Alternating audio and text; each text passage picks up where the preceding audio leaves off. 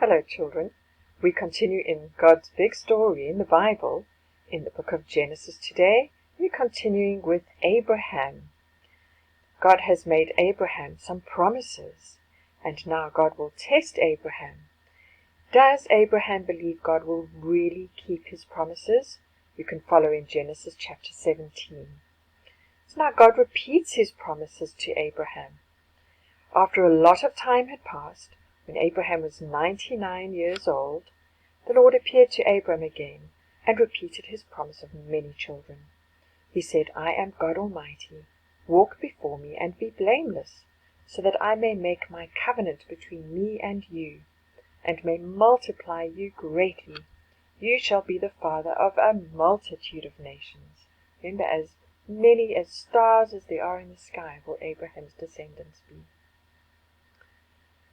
So, God says, no longer shall your name be called Abram, but your name shall be Abraham, for I have made you the father of many nations. Abraham, father of many nations. And so I've got a little picture of Abraham and Sarah, and of course God is promising them, we'll see later, a son. And it begins with their one son, and we will see that God makes many, many, many descendants come from Abraham and Sarah. God says, you will have so many descendants that I will make you into nations, and kings will come from you. And we know in the Old Testament that truly happened. The kings of Israel and Judah came from the line of Abraham. But, children, there is one special king who was a descendant of Abraham. I wonder if you can guess who that king is. King Jesus, that's right, Jesus Christ. Christ means anointed. That is Christos, anointed, which means king. Let's get back to our story with Abraham. God said to Abraham, I will establish my covenant between me and you, and your offspring, that means your descendants, and your offspring after you, throughout their generations, for an everlasting covenant. And what is God's covenant, or God's promise to Abraham and Abraham's descendants? God went on to say, I will be your God, and you will be my people. Now, children, for an everlasting covenant, we're going to need an everlasting king. And again, can you remember or can you think who that is? Of course, it is Jesus Christ, our King.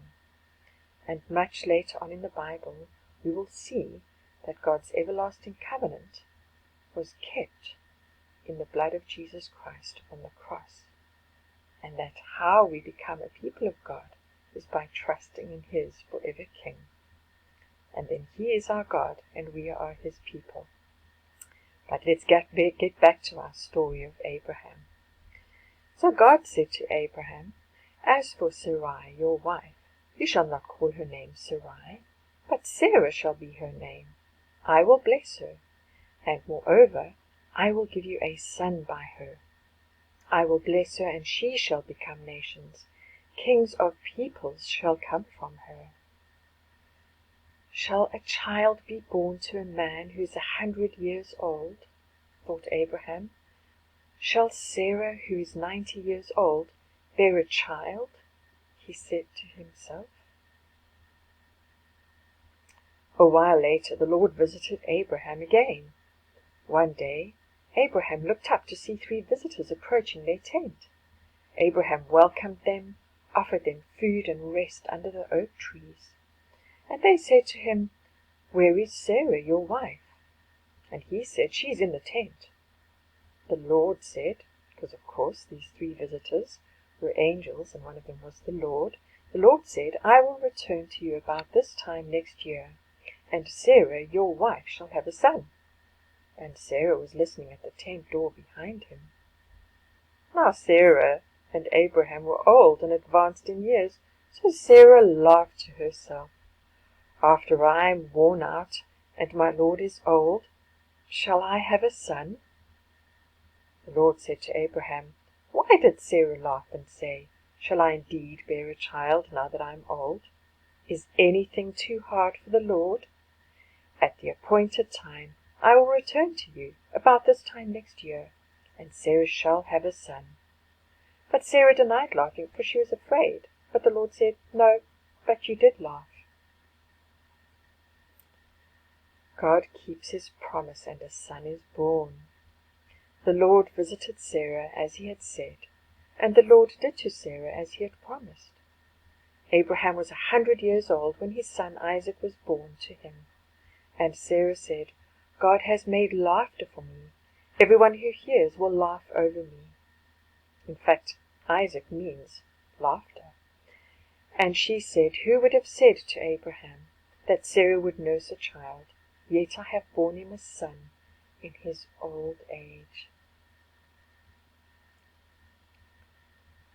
Now, God tests Abraham.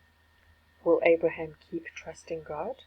In Genesis chapter 2, we will read what happened after Isaac had grown up and was still a young boy, but he wasn't a baby anymore.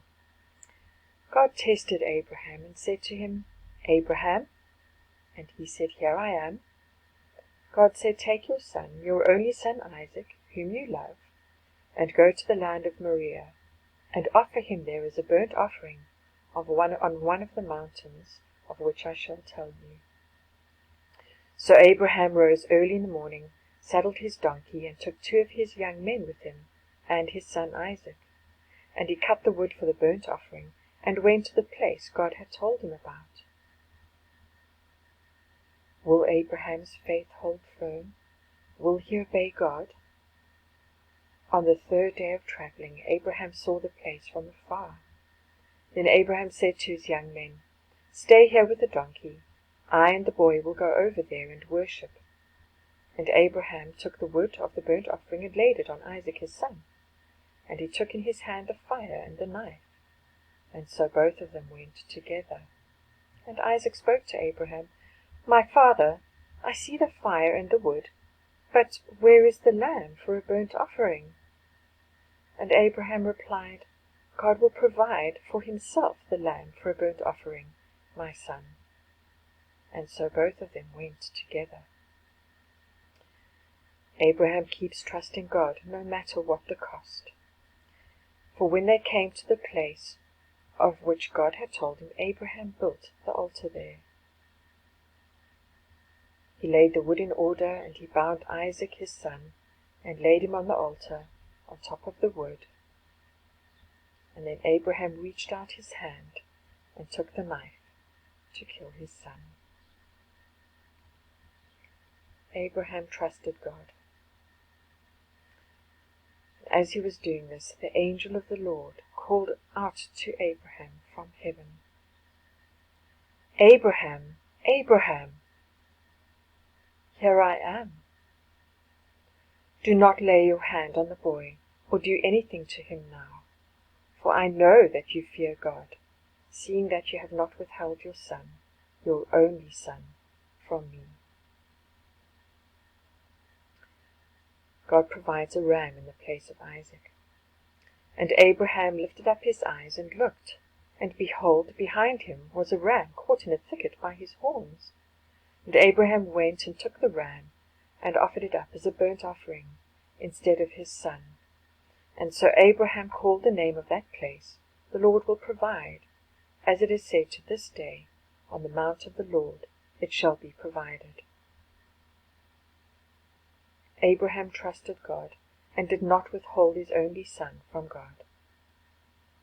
God did not withhold his only son from us. On the mountain of the Lord, on the mountain the Lord provided a ram for Abraham. On the mountain of Golgotha, he provided a lamb for us, his son, Jesus Christ. The ram took Isaac's place. The lamb took our place. And so the Lord said to Abraham a little while later, By myself I have sworn, declares the Lord, because you have done this, and you have not withheld your son, your only son. I will surely bless you, and I will surely multiply your offspring, as the stars of heaven and as the sand that is on the seashore. And your offspring shall possess the gate of his enemies. That means that Abraham's descendants shall defeat their enemy. And in your offspring shall all the nations of the earth be blessed, because you have obeyed my voice. And in whom are all the nations of the world blessed, children? That's right.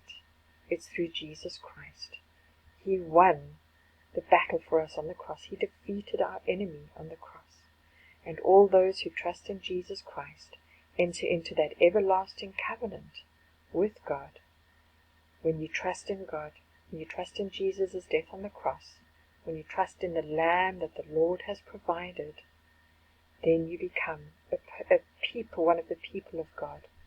God is yours forever, and you are His forever through Jesus Christ.